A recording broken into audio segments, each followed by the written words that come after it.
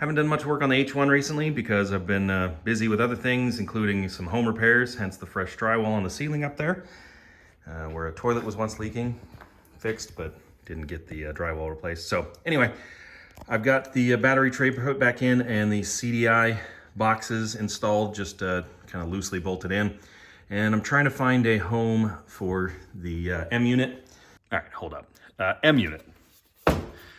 This video is going to be me installing this M-unit on my Scrambler style H1. And it's going to be a little all over the place because life gets in the way and I just ran into a few issues.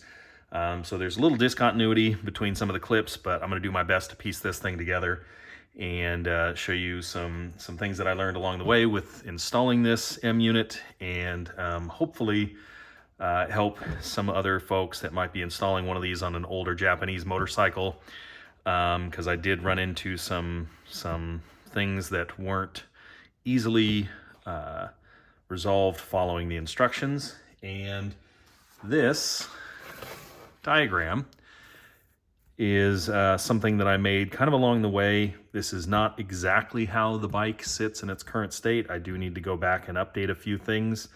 Like I'm not going to be using a neutral light, at least not for now. This relay is wired a little bit wrong. Some of the colors might be a little weird.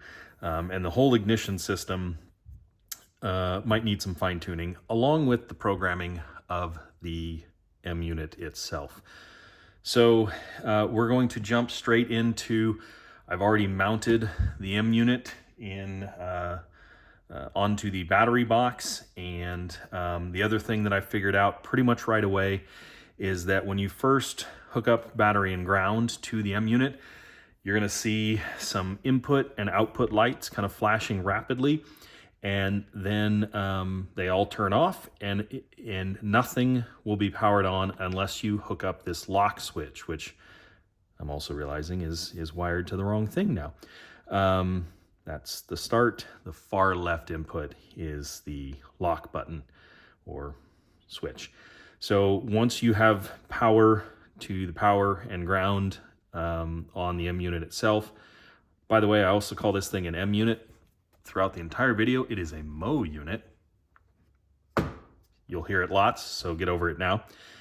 But once you have the ground and battery hooked up, for anything to function, you have to send a positive signal to the lock input.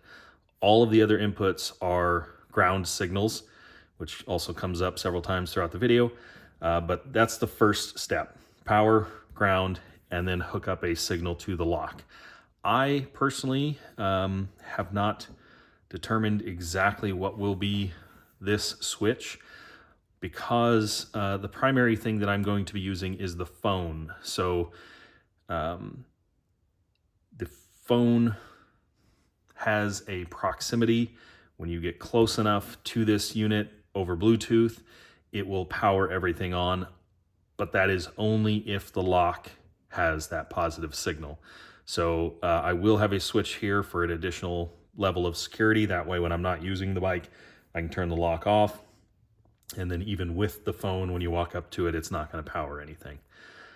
Okay, I think that's enough context. Let's get into the video.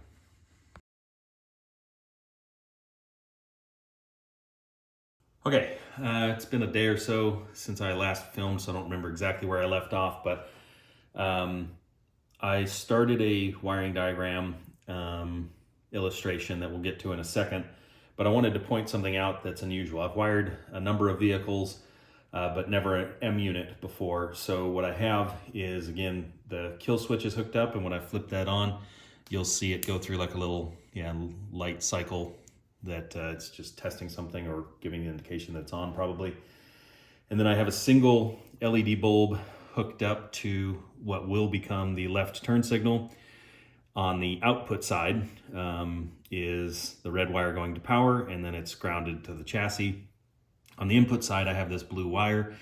And what's different about the M-unit is all the inputs are signal to ground. So when I touch this to a grounding point here on the engine, you'll see the LED starts to flash. And I believe this is programmable with the M-unit. I need to get into that after everything's kind of wired up. Then I can program the M-unit to do what I want.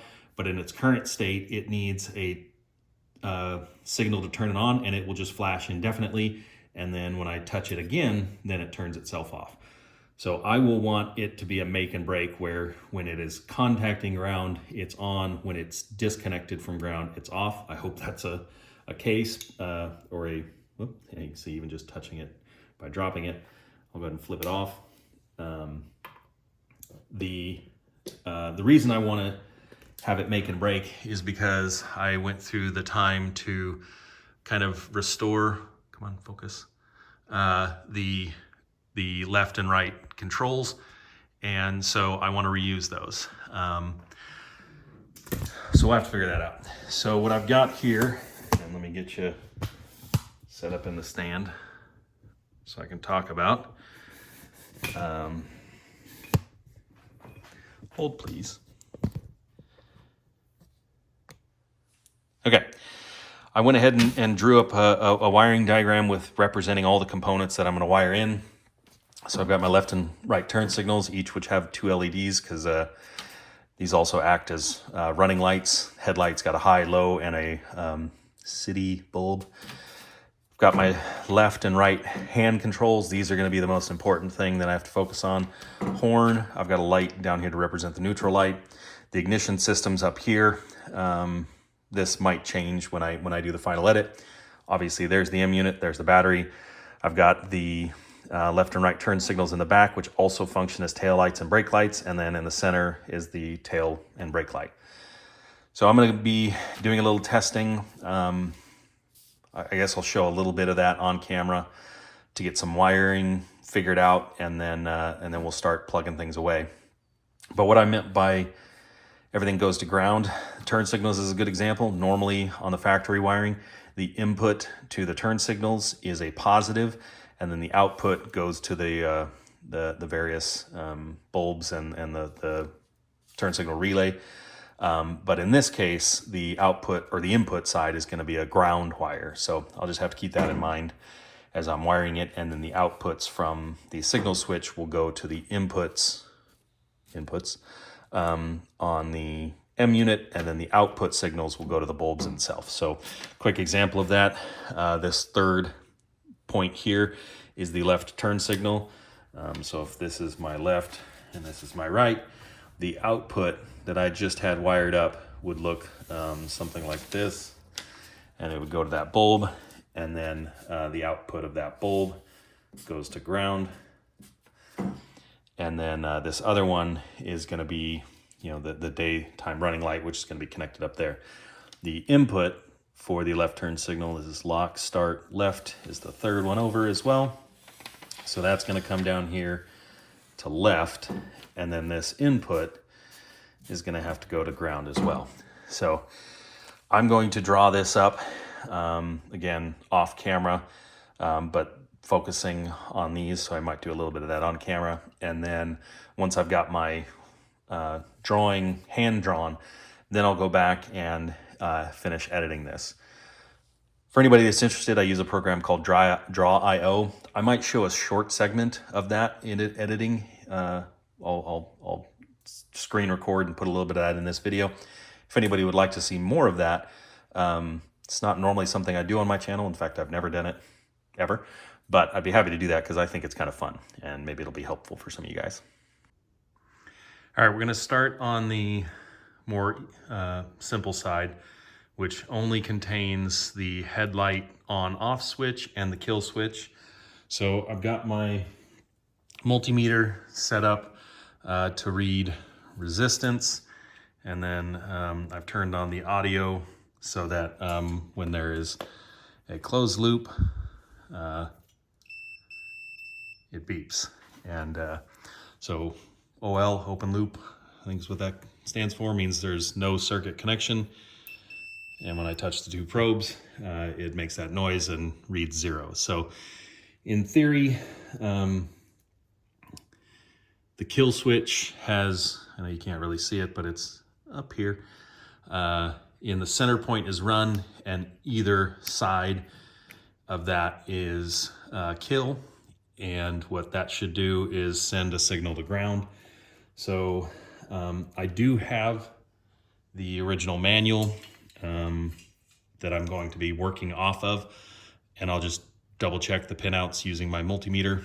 But I think the wiring, which you can see here on this one plug, has a brown, a red, a black yellow, and a black white.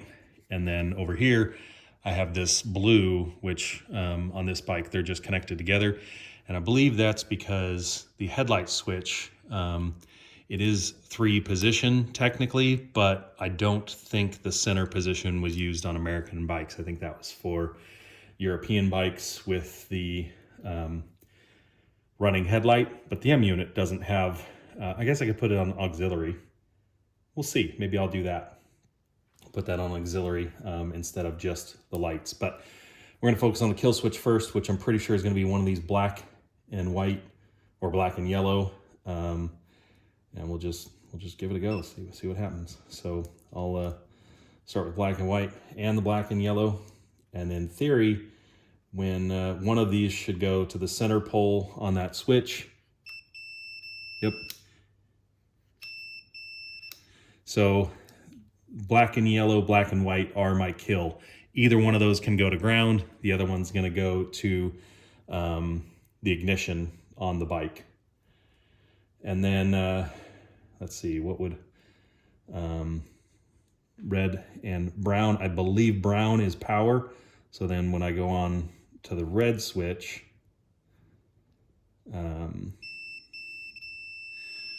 okay.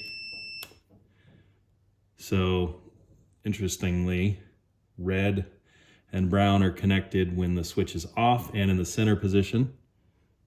Sorry, I have that backwards. Off is to the left, or sorry, to the right. So it's off. And then when I connect, or when I go to the center position, that's connected. And when I go to the far position, that's connected. So I'm gonna guess, I think brown is actually the power on this, and then the red goes to the other headlight switch to control your high and low beams. So I'm gonna see what this brown or a blue one is connected to as well. So my headlight switch position is on the off, and this is gonna be interesting. So I'll try to connect brown with that hand, blue with this hand. Nothing so far.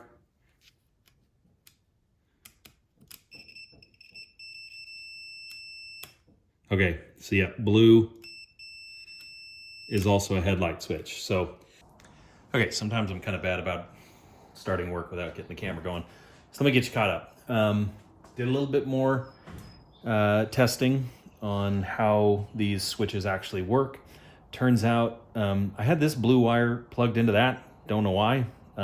Maybe I did it. Maybe that's how it has been. Turns out this red wire and this blue wire are connected to the same thing, and this blue wire is different. So if I bring you up to the switch, this has off, PO, and on. The red and blue wire here both function in either position, meaning whatever PO is or on. However, this blue one only gets a signal to the brown wire when it is in the on position. So we're going to use the blue for the input, which will go to ground. And then when I flip it to PO, I have that hooked up directly to the high and low beam on that side, which you can see is the blue wire going into the left control. This blue wire I'm going to hook up to my aux 1, which will power the tail lights, and then I'm going to leave the red one blank because it doesn't need to go to anything. Again, the brown wire is going to go to ground. That's going to send my signal to the that switch. Coming out of this blue wire here, it will go to the left signal, left control, and then that'll control the high and low beam. And then the high and low beam comes out to the red and yellow and the red and black, and it's just going to go, again, because it's just a single input, it's going to go to this blue wire, run along, and to the M unit when I mount it. The blue wire here will go just, again, straight to the M unit, and dang it, now I kind of want that wire to be blue, so it starts blue and ends blue. but whatever. Do I care? I'll come back to that.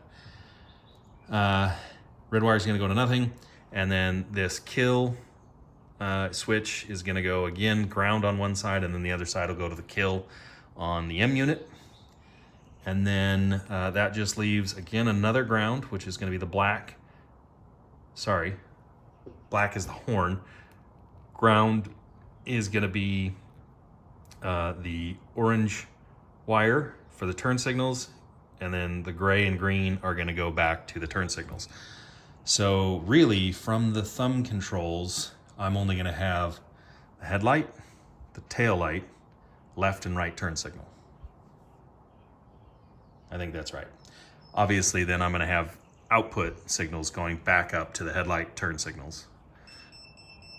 All right, I did change my mind. So this is going to be red, but I'm not going to change that to a single barrel because it's fine. My roll of blue wire, and then these will both be hooked up to red.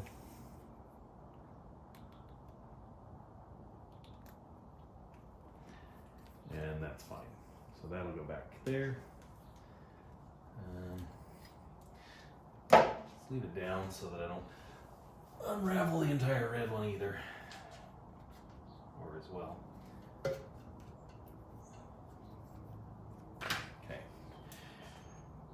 Green, gray. I need a black wire or something to go back for kill. This is going to have 2 grounds, a blank, and 1 going back for kill. This one's going to have ground, something for the horn, turn signal, turn signal. Okay, I don't have any gray wire, so we're going to use white and green for turn signals. And not going to insert them in the housing yet, but I have these male spade connectors, or whatever you want to call them, that will fit into the other housing. So gray goes to white, green goes to green. Those will run to the back. Let's see, I need horn and kill. Okay, I went with, let's see, what did I say? Kill has a black and yellow, so we'll use yellow. Horn, didn't want to use black, so we are going to use purple. And then the next thing I need to do is, that's it for inputs. Just need to hook up ground, ground, ground, and that's it. So it'd be, what'd I say? Just 2, right? Oh no. Yeah, just 2.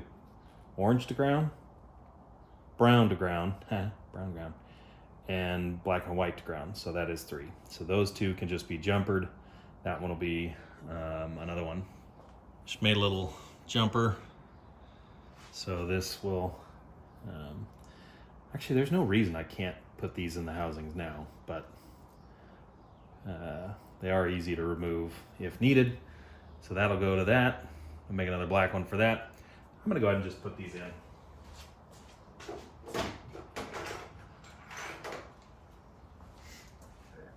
So these are the housings.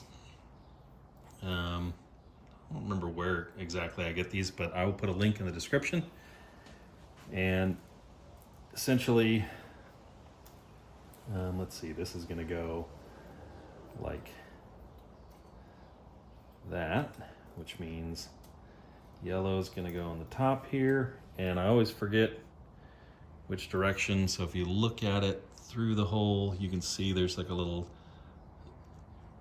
facing up is where this little hook latches. So that goes there. And like I said, just the hook up with the little detent, and then this should just,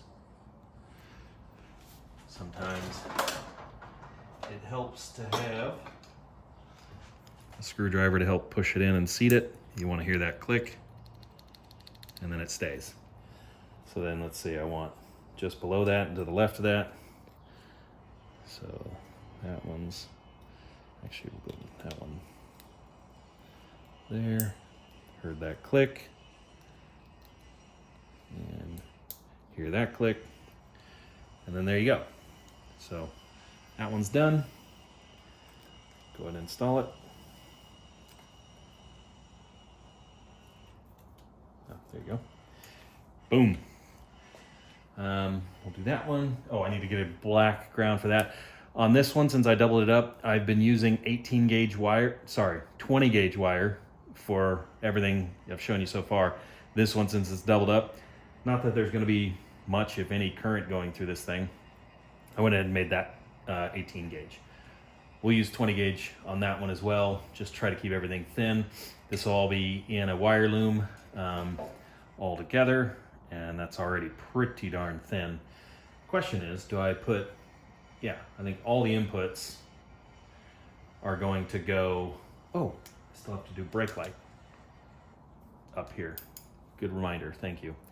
Colors do I want to make the brake light? Let's see what I have left. Run out of color options, so I chose pink. Black will remain ground, and it doesn't matter polarity on these, but one is going to be that and that. And come on, there you go. Okay, and got distracted, so we will move back to this guy. Can you see it? Move back to that guy and get him hooked up. Again, need a black for the ground there. Okay. So ground is gonna go bottom left.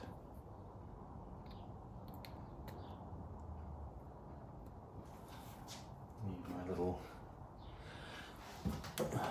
pusher to help click. And then green is gonna go next to that.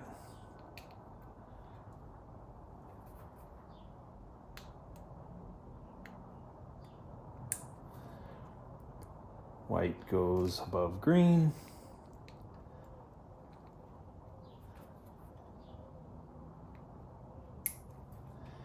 And purple gonna go in the remaining one.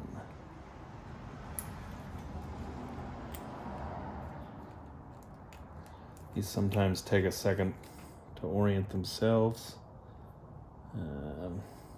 Just to settle into position, so this can be a little bit finicky to get on the first time. In case I bent one or something while I was crimping. So we'll go ahead and make a couple adjustments, and it slides right in. All right, that is the entirety of the inputs. This one's gonna need to run down along that. I will hopefully have some real small wire loom, and then those are just gonna, I guess, continue to run back. Yeah, if I have some real thin wire loom, I'll just zip tie it to that in a couple of spots, and then everything will run to the back, and it's gonna be, you know, that thick, not bad. That'll be all the inputs. Went ahead and got some of this wire loom on order. I like this kind because it expands and you can heat shrink it, and it looks nice. I paired my brake cables with the existing right thumb control, and I just want to combine these two rather than making a, you know, separate loom for this or whatever. So anyway, got it taped up because this stuff likes to snag on anything it can, and so I'll just feed it on, and best way to do it is kind of just hold it there and then let it snake its way up. I'm just realizing as I'm doing this that getting the shrink wrap on this upper end might be a little bit of a challenge. Actually, either end, getting it over the connector, but I have a little trick for that. So we'll get this stretched out over everything we want. And then, yeah, then you can keep it like that. Looks nice, hides the brake cables, hides the ugly, you know, factory stuff that's all, it's actually a little dirty. Probably could have cleaned it, but it's very hard and brittle, so there's a couple cracks in spots. And then what I'll do now is just remove any of the electrical tape that I've added to help with fishing the wire through.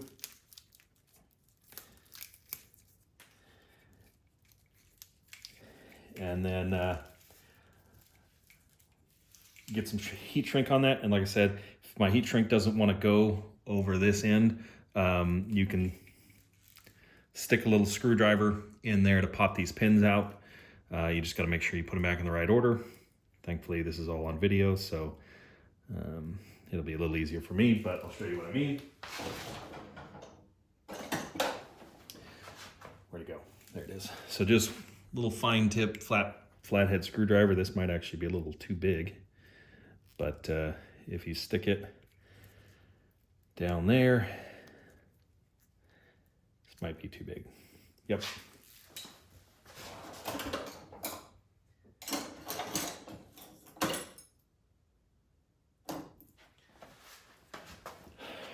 Got one even finer. So you'll notice that there's a little window right there underneath.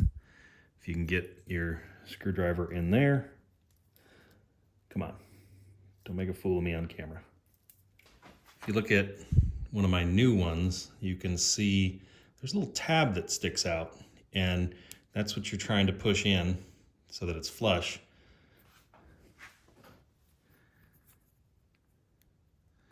That it catches on. This stupid thing won't focus.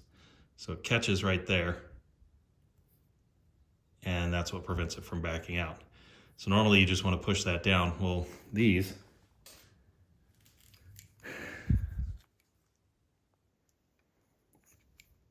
don't have that little tab, but they do have this little detent. So I just had to push kind of hard on that and then pull gently backwards.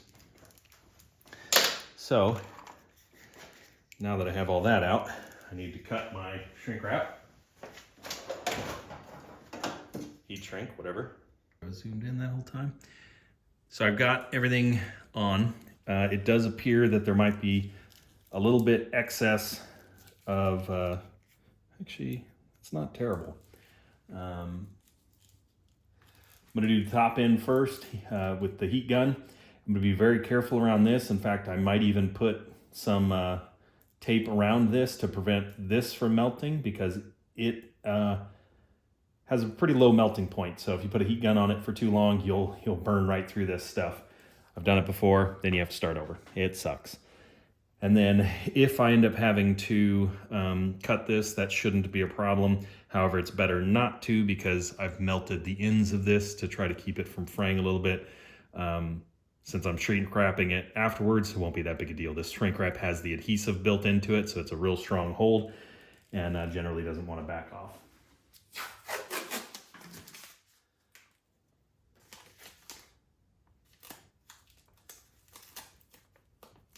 So as I mentioned, I'm going to wrap this in a little tape, help little heat barrier from my heat gun, and then I'll just bring the heat shrink right up to it. And I like that. Let's see what that's going to look like. Yeah, there'll be a little bit of service loop. Can you see? Not really. There you go. So I've got the tape right up to where I want it. And focus. Okay, put a little tape on the tape. I put a little tape on here for a little heat insurance so that I don't melt the tube. I've got the shrink wrap where I want it. Got a tiny bit of a service loop on this, so I have some flexibility in the adjustment on this, and if I need to disconnect anything. So very carefully, start applying the heat.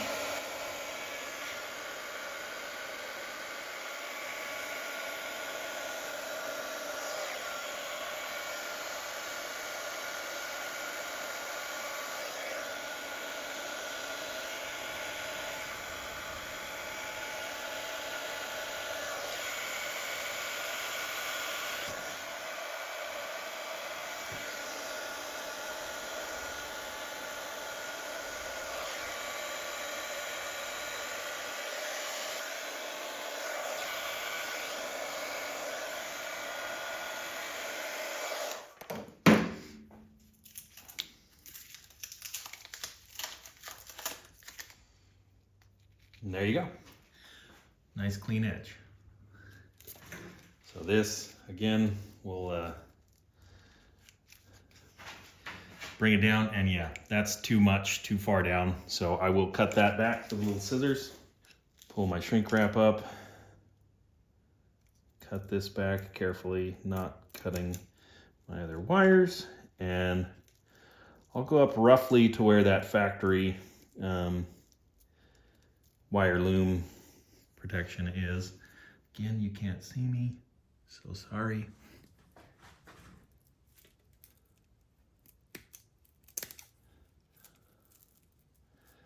Wow, that's further up than I thought. Okay, but I'm satisfied with that. So I'll just trim around.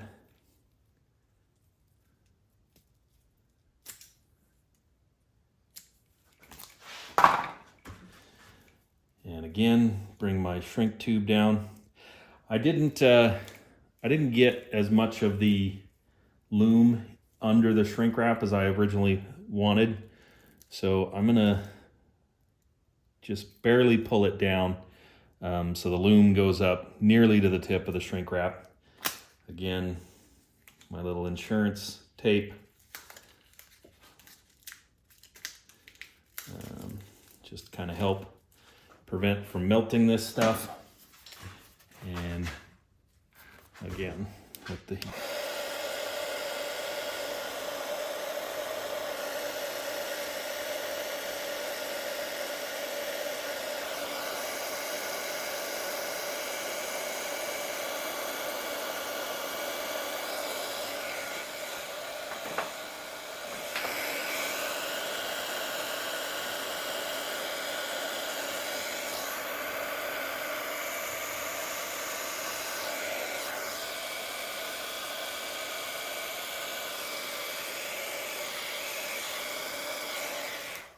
I butchered the 4-pin factory connectors, so I just went ahead and replaced it. Now I'm going to put bullet style connectors on the brakes. So I'll put a female bullet on the ground side, or the input side, I guess. I don't know. This thing's weird. I have a hard time with the terminology since this is all driven by ground. Doing this backwards. I like to load the connector into the crimper first, get it all situated. And I generally crimp the insulated side first. That just works better for me, the way I do it. But crimp that, and then I do a step down and crimp again on the actual stranded wire. Goes like that. Slide over the insulator. And then we do the other side. So this is gonna get the male bullet and a different sleeve. Same method. Load that guy up in my crimper first.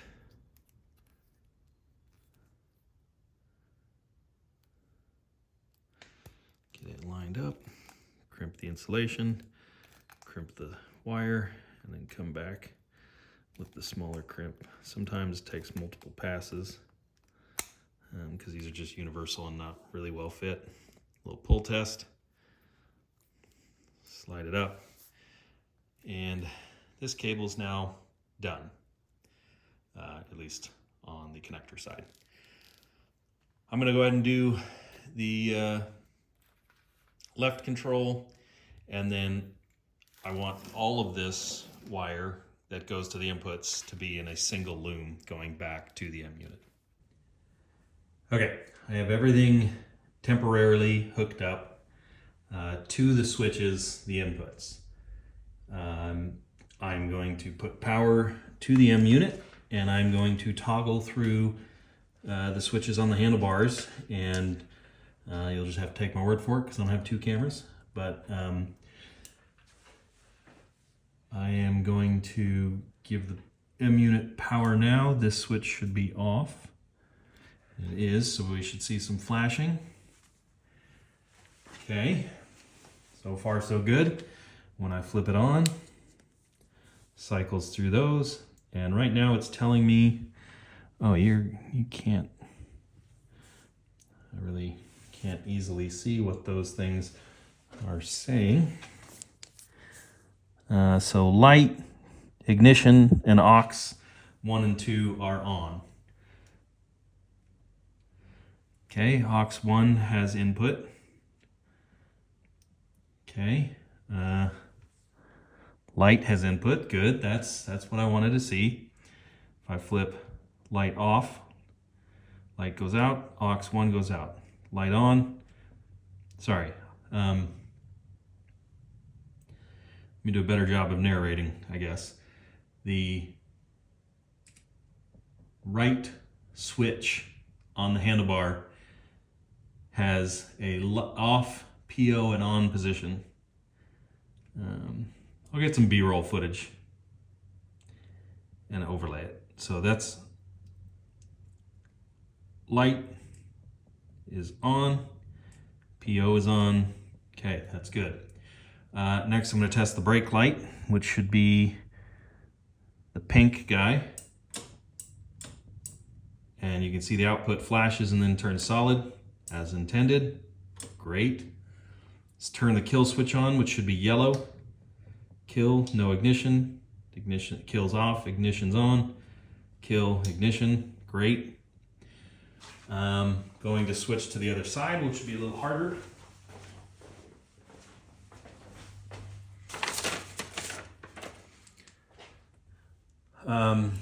So if I toggle, I can't even see this. This is a problem. Let me tilt this ever so slightly. If I toggle the high and low beam, nothing should happen. And indeed it doesn't. Because the light has to be on. And unfortunately nothing is happening on the high and low beam. I don't have the lights hooked up, so I expect I should see a signal change on the output. So let's move on. The left turn signal, I believe, is green. And you can see the output is flashing. When I turn it off, oh, neat, it does turn off. And right turn signal is flashing, that should be white. Turn it off, it turns off. Horn, nothing's happening on horn. That could be because I have a poor ground. But hey, most stuff works. That's a good sign. I need to troubleshoot my high and low beam and see what's happening there. While testing the inputs on the Motogadget, made a couple discoveries. One, this is upside down. Two, the way that the switch, the thumb switch for the high and low beam works, you can see these little copper pads. This rides alongside or on top of those, and as you're switching between high and low, you're switching between this lower pad and this upper pad. And because of the size and shape of this, it is always contacting that lower pad there. And what was happening is the high and low beam were touching at the same time, and this needs a separate signal. So what I tried to do, and we'll see if it works, is I kind of ground down the inner part of these two pads with my die grinder, and then I covered them with epoxy so that it's insulated when it's kind of in between the two positions. We'll see if that works. The epoxy's still drying, it's a little tacky still. So the other thing I discovered is on the ignition, I have my kill going to the kill signal, but the ignition is a positive signal, and I need a ground signal to ground out my coils. I don't know if this is drawn in exactly correct yet, but this is going to, when the ignition gives power, it's going to pull this normally closed circuit to open, and that'll open it. And then when I kill the ignition, when that loses power, it'll return to its normally open state, which is going to ground out the coil pack and, in theory, kill the ignition. Editor's note, realized literally as I'm editing this video that the way that I have everything set up for the kill switch would allow the bike to run without the mo.unit being connected to my phone or any other powered inputs. So I need to change things up a little bit. And the way I'm going to do that is I'm going to wire the normally open circuit of the relay to the coils, so that when I send power to the relays, it will ground out the coils, thereby killing the bike, which also means that I need to change the setting on the M-unit itself to have the kill switch be normally closed, so that when I move it to the run position, it is not sending a positive signal to the relay. And then when I move it to the off position, either off position on the kill switch, it is sending a positive signal, which will open, it'll activate the relay, and it will send that signal to ground, and therefore killing power to the bike. On the output side, the tail light and brake light are going to get a 3-pin connector, and I'm going to replace these 4 individual bullets with a 4-pin connector, one of these guys, and yeah, start with that. Okay, and then I need to decide on the pattern, because I want these, even though the orange is the turn signal, red is brake, green is ground, brown is tail. I want these in case I accidentally plug one in wrong. The only thing that'll be off is the turn signal. So I guess I'll start with that in the upper left.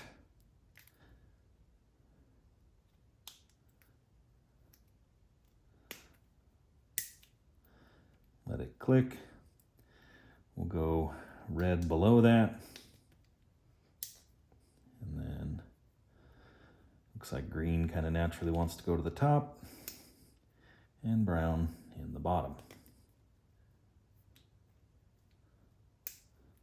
Cool. I'll do the other one off camera so you don't have to sit through all that. I've got everything kind of wired in. My epoxy's still drying on my headlight, hopefully fixed. Yeah, I think we're ready to test. So I will plug in power, flip the kill light, and I think the tail light's going to come on straight away. I don't know why that one's not on, but interesting. Okay, if I flip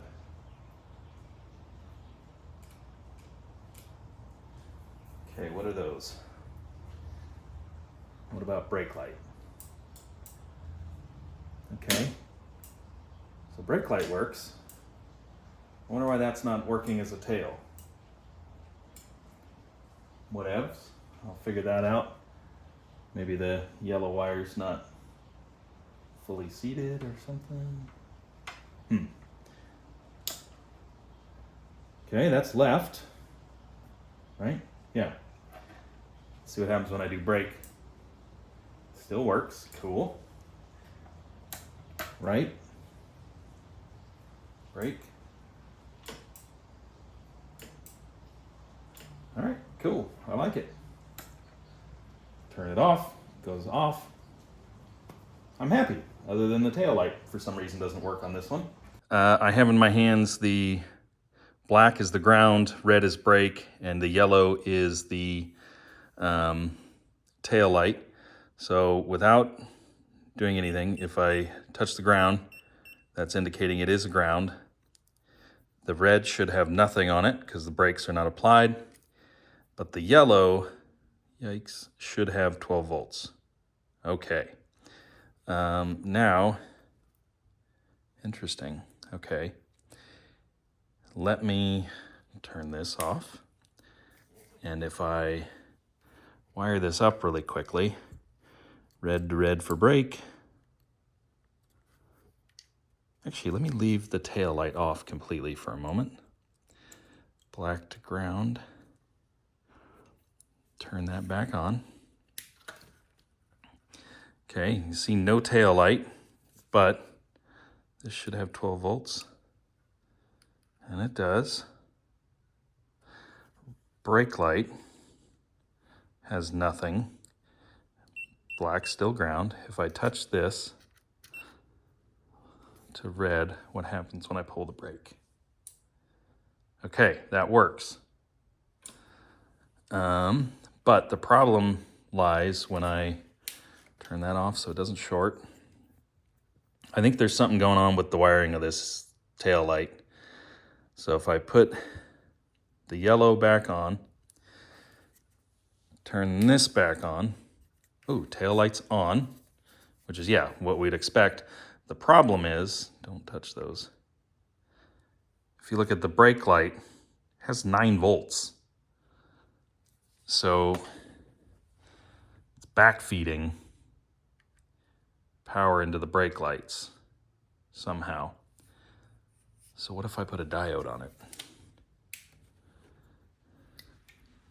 We'll use this little jumper. And if I remember, the direction wants to go that way. So I'll do that and that. This is sketchy. Okay, tail lights on, brake. Ha! Okay, fixed it with a diode. Let's gently, nope, let's turn this off. I really don't want to short anything. Left is white. No, left is green. Okay, all that is hopefully good. Let's bring you back here so you can see.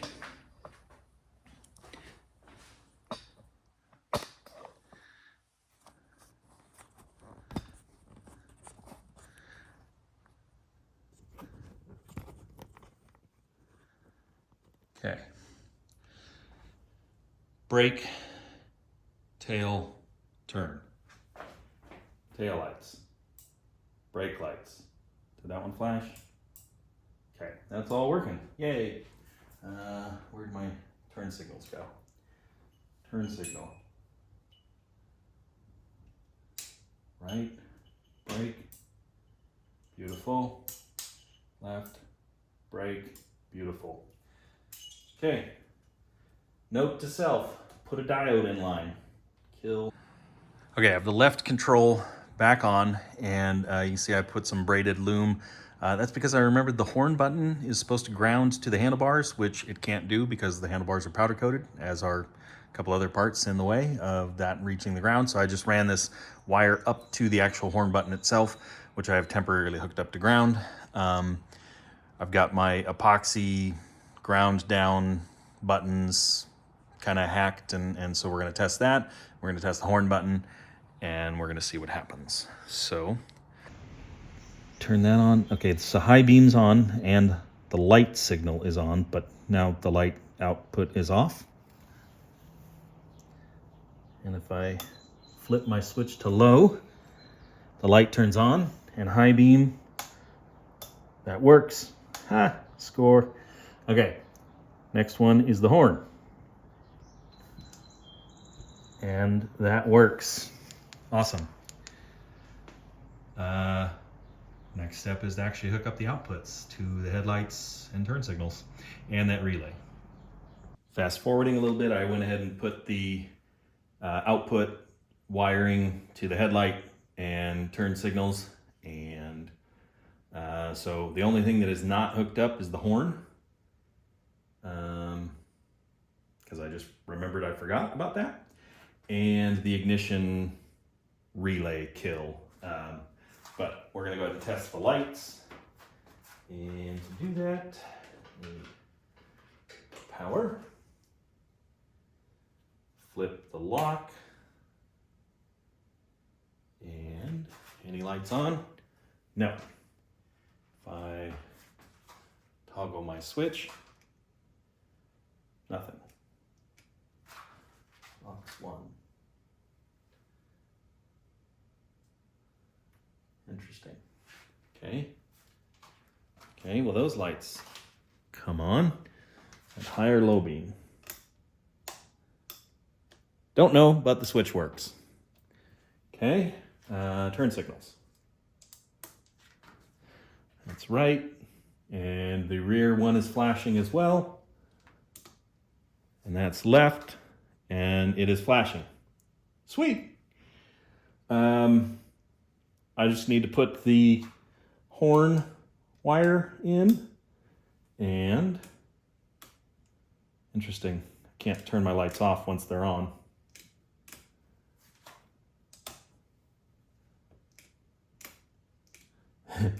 And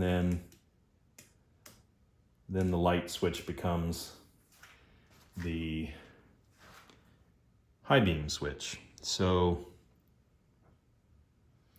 okay, need to do a little bit more thinking apparently. I played with some of the settings, and without just kind of rethinking this in its entirety, I think this switch is just gonna do some weird things for the headlight. So when the bike is first turned on with the ignition lock, the low beam will come on, and then either one of these switches will switch between high and low beam, which not ideal. And then also can't turn the headlight off without killing the bike, but I think that's how most bikes are these days anyway. Okay, I'm going to do my best to voice over this initial setup of the M-unit. First thing I do is obviously download the app and install it. I'm going to create the vehicle manually. I skip ahead a little bit here after inputting the details, go into setup, go into hardware pairing. It's going to look for the hardware, and then after a few seconds of searching, I'm going to connect to the M-unit Blue. It's going to pair to the hardware, and eventually it's going to go ahead and connect. And there we go. I'm going to hit pair to pair with my unit. And then it's going to continue pairing the hardware, and we'll get an audible notification. There it is.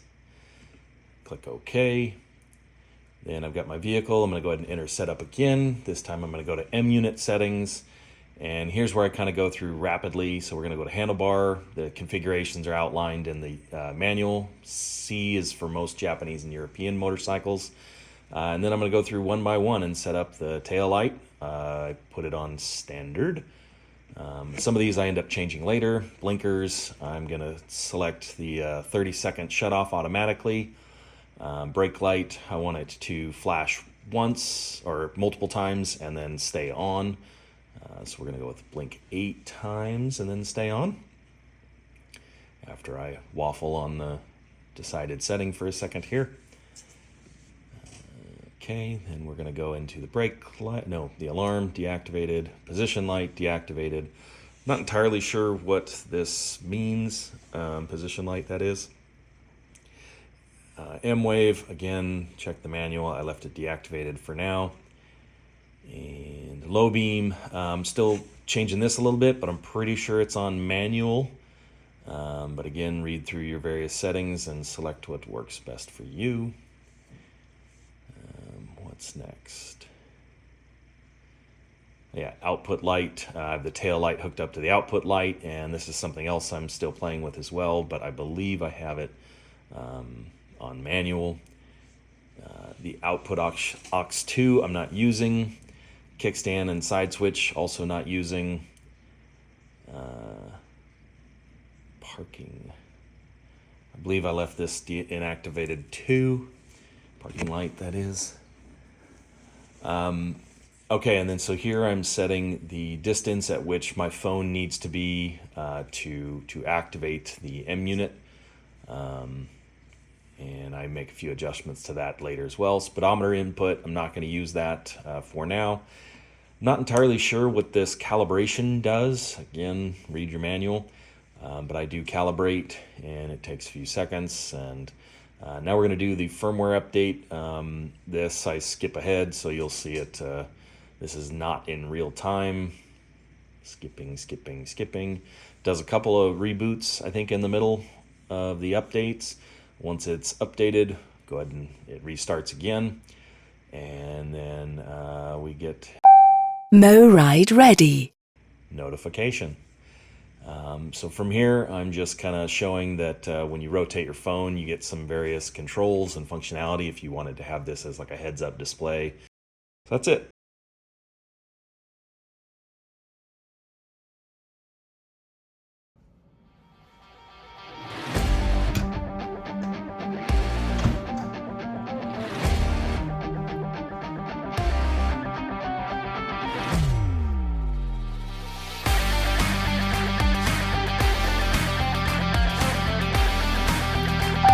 Mo ride ready.